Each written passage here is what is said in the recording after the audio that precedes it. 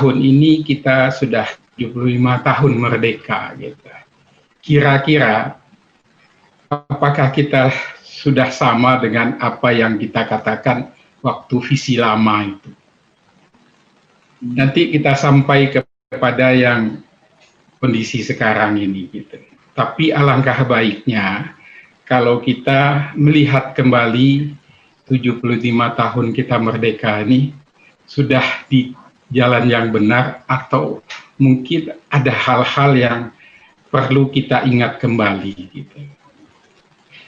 Jadi saya ingat apa yang dikatakan oleh Bung Karno ya, walaupun dulu mungkin waktu keluar kata-kata Bung Karno ini, Bung Karno masih on the track mungkin itu ya, saya tidak tahu juga gitu. Dia katakan, perjuanganku lebih mudah daripada perjuanganmu, karena aku berhadapan dengan penjajahan. Artinya the others ya, ada pihak lain yang kita tidak punya beban kalau melakukan sesuatu terhadap pihak lain. Namun perjuanganmu, maksudnya kita sekarang atau ya sendiri sesudah merdeka, itu lebih sulit karena berhadapan dengan bangsamu sendiri, dan itu terjadi. Kata-kata itu terjadi. Gitu. Nah, yang kedua, saya juga ada ingat lagi, mungkin Pak Gigin dulu juga ingat itu, kita itu dulu kan terkenal ada NKK, BKK gitu ya. Jadi kita ingat kepada orang ini namanya Daud Yusuf ya. Kalau sekarang ada mimpi pun akan diteliti begitu ataupun disidik gitu. Dulu ada NKK, BKK gitu. Tapi terlepas NKK, BKK, Pak Daud Yusuf ini ada kata-kata bijaknya yang perlu kita pegang untuk menghadapi Indonesia baru tadi yang Bapak katakan. Dia katakan, tanah air yang kita miliki sekarang ini bukan kita warisi dari angkatan terdahulu, tetapi kita pinjam dari anak cucu kita atau angkatan lebih jauh lagi. Jadi pinjaman loh ini Pak. Jadi kalau orang minjam Pak, harus pakai bunga, berbalik lagi pokoknya. Nah sekarang kira-kira kita bagaimana terhadap Indonesia baru itu tadi. Itu yang perlu kita renungkan kembali ya. Seorang filsuf perempuan ya, Hannah Arendt gitu ya Pak ya. Hannah Arendt itu dia menulis tentang between past and future gitu ya. Jadi sekarang kita menilai sekarang ini ya, between-nya itu sekarang gitu ya. Kita lihat masa lalu, kita hadirkan masa sekarang, masa depan yang Pak Gigin mengatakan Indonesia baru kita hadirkan juga sekarang gitu. Begitu. Sehingga saya berpikir begini, ada kata bijak juga mengatakan, kalau kita keruh di hilir, maka kita kembali ke hulu. Kalau kita kusut di ujung, maka kita kembali ke pangkal. Kira-kira kita kusut sekarang nih Pak. Sangat amat sangat kusut. Untuk itu perlu kita lakukan semacam refleksi seperti itu Pak. Karena apa? Dalam konteks ketahanan nasional, hampir dari tahun 2005 sampai hari ini, yang namanya ketahanan ideologi itu kuning, Pak. Itu menurut yang diproduksi oleh Hermanas itu. Kemudian ketahanan sosial budaya kita juga kuning, Pak. Malah mungkin turun ya. Dan yang ketiga, ketahanan demografi juga begitu akibat pandemi begitu. Jadi banyak sekali dan ekonomi segala macam. Jadi betul makin kusut kita sekarang ini. Dan pandemi itu merupakan satu invisible barrier yang bisa digunakan untuk apapun dewasa ini ya. Dulu saya ingat ada tulisan dari Bijili di Newsweek tahun 2005, judulnya bagus sekali, Invisible Barrier. Jadi pandemi ini bagi kita juga invisible barrier gitu. Jadi itu yang saya mencoba gitu. Nah, jadi kita perlu merenung kembali geopolitik kita pada masa lalu dan masa kini dan masa yang akan datang. Nah, saya ingat beberapa tahun 2001-an ya, 2005 ke atas, 2008 lah itu ya. itu ada suatu teori geopolitik baru itu yang mengatakan geopolitik of fear dan geopolitik of emotion gitu. Nah, di situ dia mengungkapkan ada satu persoalan yang namanya kami, kita, dan harapan, seperti Bapak katakan tadi. Nah, dalam konteks Hannah Arendt itu yang perlu kita perhatikan sekarang yang Bapak katakan seperti tadi itu. Ada banalitas intelektual dan banalitas politik. Jadi misalnya menempeleng orang itu sampai orang kolaps begitu sepertinya biasa saja. Itu banalitas politik. Banalitas intelektual, kadang-kadang kita, mohon maaf, kita menulis di suatu disertasi, kemudian kita menjadi pejabat, disertasi yang bagus tadi kita lupakan. Padahal disertasi itu adalah satu keyakinan ontologis bagi seorang ilmuwan. Karena di dalam menjadi pejabat ini, menjadi elit ini, kadang-kadang kan ada yang melalui partai, maka banalitas politik yang dia masukkan. Tadi yang Bapak bilang tadi, kok bansos begitu-begitunya itu masih tega-teganya, itu banalitas politik. Gitu. Kemudian ada lagi dia menulis disertasi tentang ini dulu bagus begini-begini, kemudian dia jadi pejabat, dia melakukan hal itu. Jadi dia mengingkari keyakinan ontologis yang dalil yang dia temukan di dalam disertasinya itu. Nah itu mengerikan itu Pak. Ya kalau misalnya kita bicara dulu ada namanya Paulo Freire gitu ya, Ivan Illich gitu. Banyak sekali produk-produk universitas sekarang itu bisa, kalau dulu kita belajar hukum dagang, sekarang dagang hukum gitu. Ya seperti itu terjadi seperti itu. Nah, jadi saya mencoba untuk melihat itu yang tadi fear tadi, emotion tadi dalam konteks geopolitik itu, dan saya akan memproyeksikan itu atau merefleksikan itu pada masa kita dulu belum apa-apa, belum ada, ya. Realitas ontologis kita pada masa itu belum ada. Apa itu realitas ontologis kita? Indonesia itu belum ada. Jadi Bapak bisa bayangkan abad ke-20 Indonesia itu belum ada. Bangsa Indonesia itu belum ada. Ya, jadi dan kata Indonesia itu sendiri dulunya kita impor, kemudian Pak Gigin pasti tahu, Pak Gigin orang antropologi kan ya gitu. Lantas dikatakan oleh Hatta, kalau orang diader penjajah itu dikatakan oleh Pak Karno itu mendengar kata Indonesia juga geopolitik of fear pada masa itu bagi penjajah kolonialisme. Kenapa geopolitik of fear pada masa itu?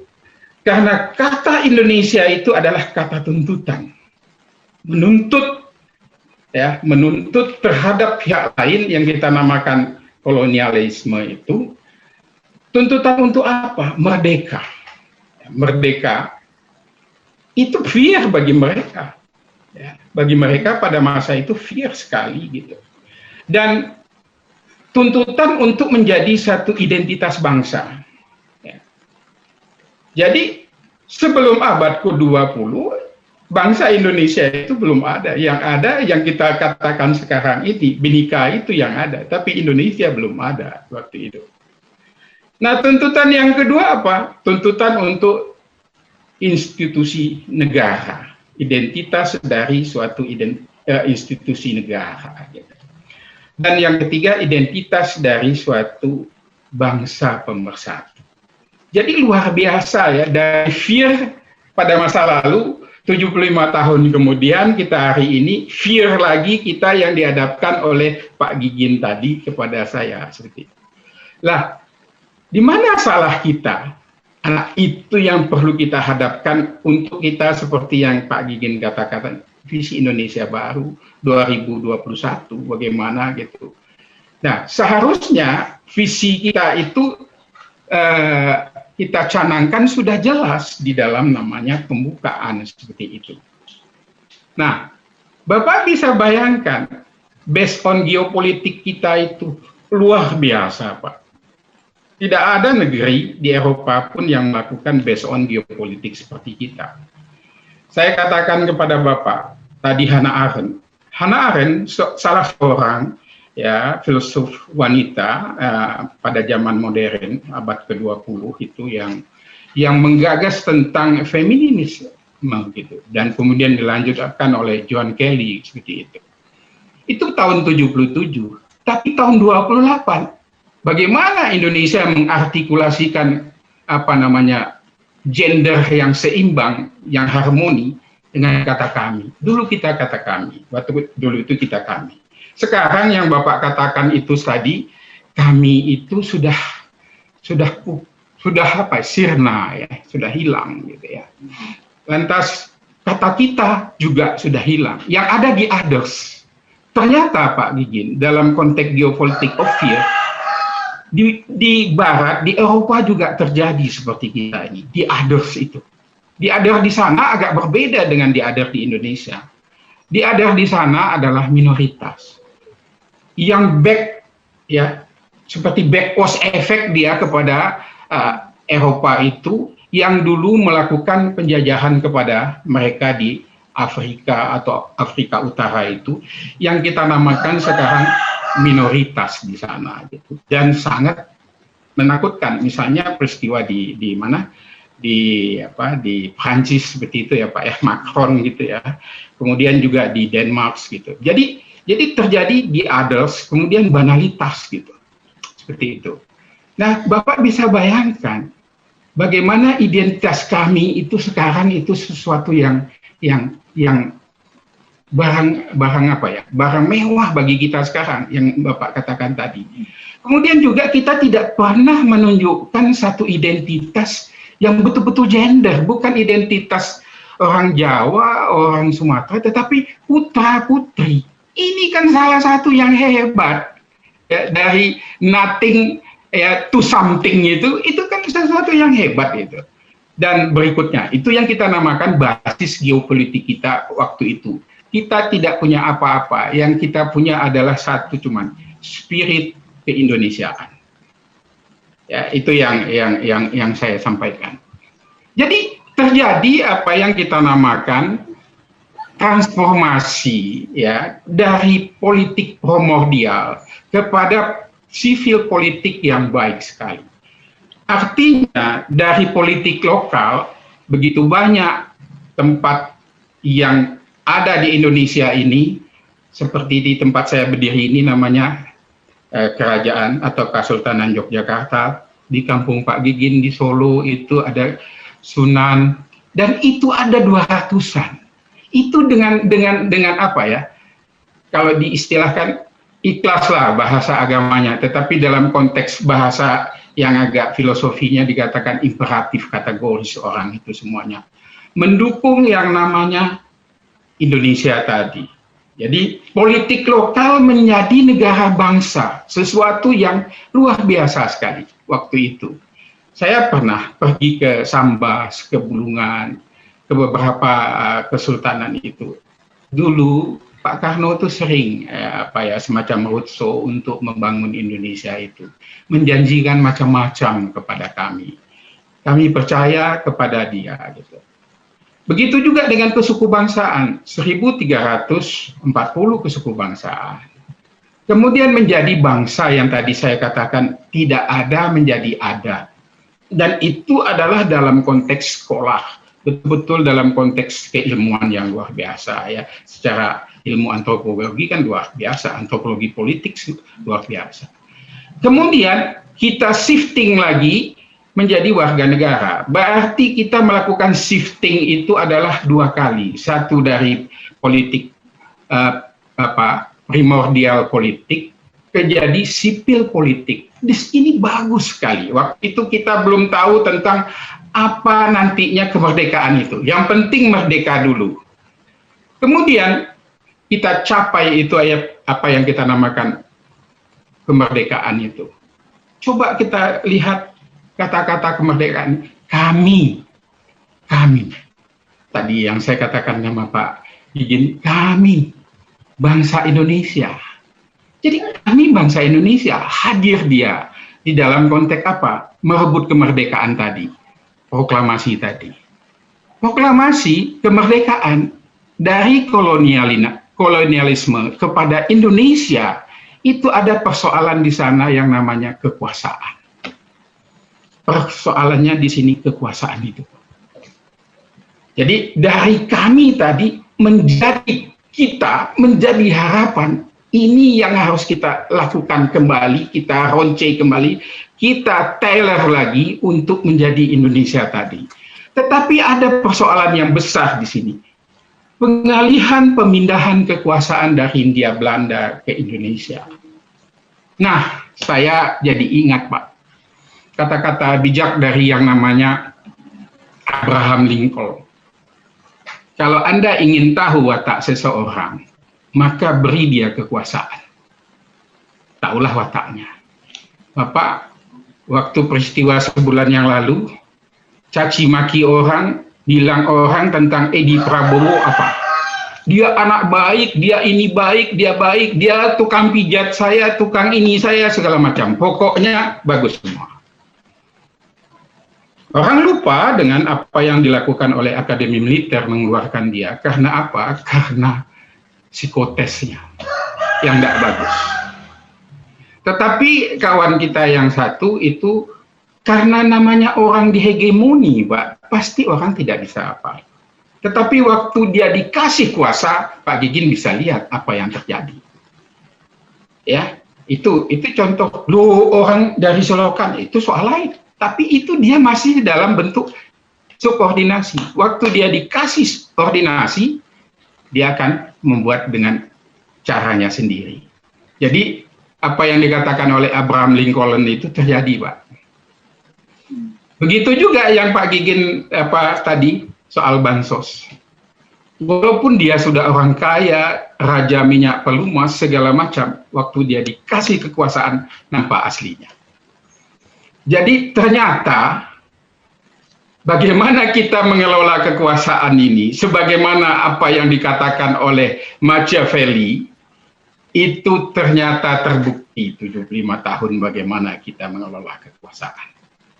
Gagal kita mengelola kekuasaan untuk yang namanya anak bangsa sesudah kita merdeka. Itu hal yang sangat penting, Pak, kita apakan.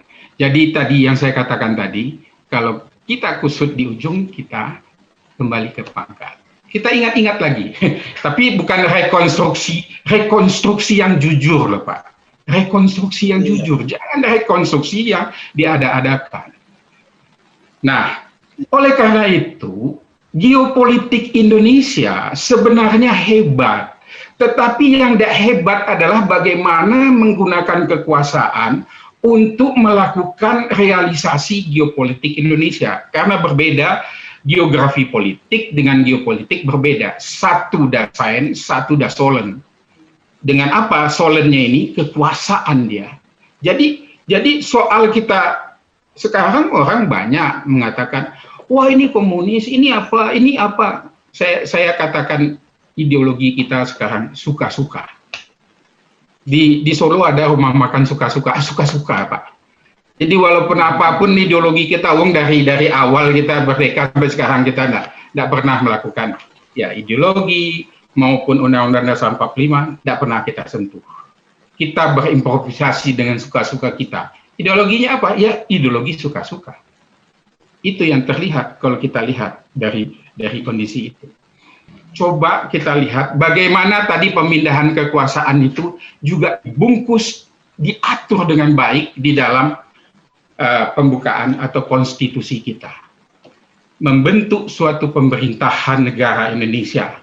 Pemerintahan negara ini kan kekuasaan ini, Pak. Tadi yang saya katakan pemindahan kekuasaan, pemerintahan negara itu. Melindungi, memajukan, mencerdaskan, ya, melaksanakan ketertiban dunia. Ini visi Indonesia yang Bapak katakan itu tadi. Inilah yang harus tugas negara, tugas visi, misi kita. Jadi kalau presiden membuat visi presiden, ya sini dong, jangan yang lain-lain, ke sini. Ini walaupun 3, walaupun 4, 1 pelita saja belum tahu. Pak Harto 6 pelita. Tidak juga bisa menghasilkan. Seperti itu. Jadi ini yang dilaksanakan sebenarnya, 4 ini. Dan 4 inilah yang dijabarkan dalam batang tubuh dalam bentuk pasal-pasal Undang-Undang Dasar 45. Kalau pada masa Soekarno, ini Pak Gigin masih ingat, dan sesudah November 45 mulai terbentuk maklumat Act, membentuk partai-partai, di situ kita kacau. Kita lupa dengan apa yang kita amanatkan. Kita sudah tahu tentang kekuasaan. Nah, 20 tahun kita melakukan itu luar biasa sekali. 20 tahun lebih lah gitu. Aturannya kita mempunyai variasi pemimpin itu ada 5, dimonopoli oleh 1 orang. Bagaimana kita akan membandingkan 1 sukses dan 1 lagi tidak sukses? Kalau saya bisa menceritakan dengan 1 judul buku oleh Marcuse, One Dimensional Man, cuman manusia 1 dimensi aja yang kita ditawarkan. Ditawarkan dimensi atau ke toko pecah belah, ya itu saja yang dilihat, tidak ada yang lain, tidak ada pilihan gitu. Ya. Nah, tugas itu sendiri disusun dengan 1 undang-undang. Apakah undang-undang ini dilaksanakan?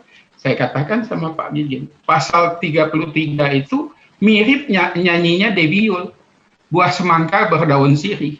Padahal dalam konteks negara itu bisa terjadi. Tetapi kalau dalam konteks sekolahan, aneh itu, kok bisa terjadi seperti itu? Ya kan? Kalau genus, spesies itu kan seharusnya sama seperti itu. Tetapi dalam konteks negara bisa. Kenapa bisa tadi? Pemindahan kekuasaan tadi, kuasa tadi yang jadi masalah, Pak.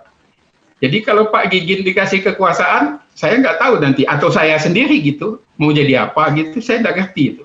Jangan-jangan apa asli saya gitu. Begitu juga mungkin Pak Gigin, seperti itu. Jadi itu yang kita katakan tadi, maka dibentuklah 1 undang-undang atau konstitusi. Padahal di dalam konstitusi itu dasarnya juga kedaulatan rakyat. Apa beda kita dengan kedaulatan rakyat di Eropa? Kedaulatan rakyat di Eropa individu sifatnya. Makanya dia berkelompok. Kelompok-kelompok dia jadinya seperti itu. Kalau kita tidak individu, itu tidak individu. Tetapi kita tempelkan landasannya itu adalah Pancasila itu sendiri. Pancasila. Jadi kedaulatan rakyat yang berketuhanan dan luar biasa lah pokoknya. Ya, kalau kita ngomong Pancasila itu betul bahwa tidak ada ideologi sehebat Pancasila di dunia. Tetapi persoalannya tadi, berpihak nggak kekuasaan tadi, pemindahan kekuasaan tadi kepada Pancasila itu? Pegang itu nggak dia? Ternyata tidak. Sekitar 20 tahunan tidak berpihak. Tidak melaksanakan malah mungkin ya. Jelas. 2 kali periode, tetapi ternyata berperiode-periode sampailah kita mengatakan seperti itu. Dan hari ini kita juga akan mengangkangi lagi dengan membangun opini 3 periode. Ini kan banalitas politik ini Pak, namanya itu di istilah Hannah Arendt, banalitas politik ini. Nah, yang orang intelektual ikut-ikut banalitas intelektual, ikut-ikut ya. Mumpung apa? Saya masih ingat ya, suatu saat saya pernah mendengar Bravo sini ya. Ternyata apa yang terjadi di Jogja, di Solo gitu, ada benteng-benteng itu menjauhkan kuasa dengan rakyatnya, kata Pak Gigin waktu itu. Ada waktu dari satu kesimpulan waktu itu. Nah, itu juga terjadi sebenarnya Pak di dalam dunia modern ya. Itu dinamakan ring 1, ring 2, ring 3, ring 4 ya. Itu kan sebenarnya hampir sama. Cuma satu bariernya itu terlihat tembok, satu invisible gitu ya. Entah mana yang rusak, entah mana yang tidak rusak gitu. Nah, itu Pak. Jadi saya lihat itu. Oleh karena itu sebenarnya Pancasila dalam konteks state, dalam konteks negara, itu ada di dalam 4 pokok pikiran. Artinya negara melindungi, negara hendak mewujudkan, negara ini, itu tugas dia itu. Nah, adakah tugas itu terlaksana? Itu persoalan kita. Jadi itulah yang perlu kita dudukkan kembali kalau Pak Gigin mengatakan kepada saya, bagaimana ini ke depan? Bagaimana ini ke apa? Tadi saya katakan Gus, fear, sangat fear kita sekarang. Ya, emosi kita bergerak, ya emosi kita bergerak luar biasa sekarang ini. Jadi sangat menarik kita lihat tadi apa yang Pak Gigin katakan, Indonesia baru itu.